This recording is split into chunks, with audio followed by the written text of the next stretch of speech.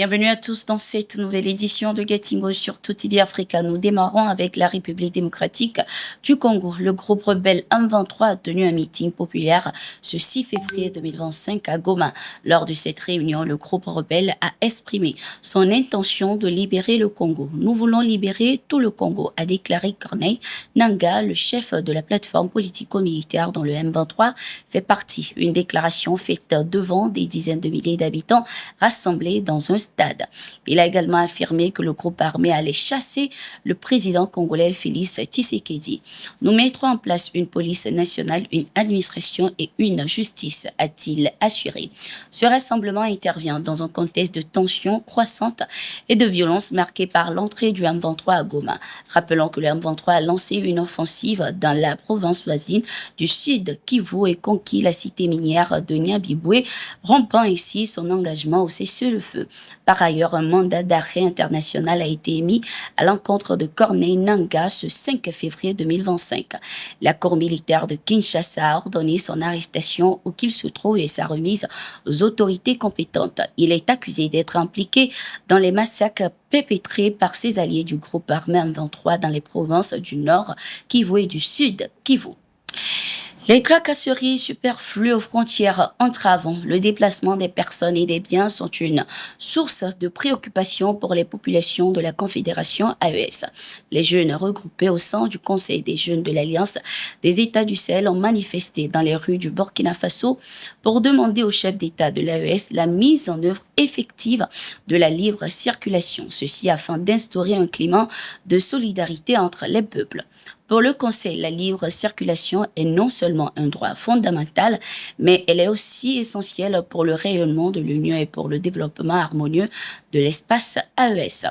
Nous devons établir des procédures simplifiées et renforcer la coopération entre nos autorités. Cela permettra non seulement d'alléger les formalités administratives, mais aussi d'instaurer un climat de confiance et de solidarité entre les peuples.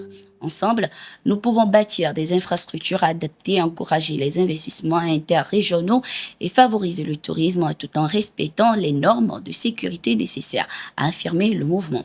Rappelons que des dispositions sont en cours de mise en place au sein de la Confédération AES pour garantir le développement, la stabilité et la libre circulation. Les experts de la Confédération se sont d'ailleurs réunis pour étudier l'idée d'un visa commun au sein de l'espace. Ce 3 février 2025, Abdoulaye Diop, le ministre des Affaires étrangères du Mali, a eu des échanges avec une délégation du Fonds mondial venue de Genève, conduite par Maria Kirova, responsable du département de gestion des subventions. L'objectif de la rencontre était de renforcer la coopération entre le Mali et le Fonds mondial, notamment en matière d'amélioration du système de santé, d'augmentation et de facilitation de l'importation des produits de santé, ainsi que d'optimisation de la mobilisation et de l'utilisation des subventions pour une prise en charge plus efficace des maladies couvertes par le fonds. Cette rencontre témoigne de la volonté commune d'optimiser les ressources disponibles et d'accélérer l'accès aux soins pour les populations vulnérables. Au Niger, 4 nouveaux ambassadeurs ont été nommés par le président de transition Abdourahmane Tiani. Il s'agit de Taïro Bourema, secrétaire des Affaires étrangères qui représentera le Mali auprès de la République du Cameroun, le colonel-major Amadou Madougou, auprès de l'État du Qatar, le colonel-major Abdoulaye Badié qui ira en République fédérale d'Allemagne et enfin le colonel-major Seydou Zaga qui représentera désormais le Niger auprès de la République de l'Inde. Le décret a été signé ce 5 février 2025. Ces diplomates seront désormais chargés de défendre les intérêts du Niger et de renforcer la coopération entre ces pays et le Niger en fonction de la vision des autorités du pays.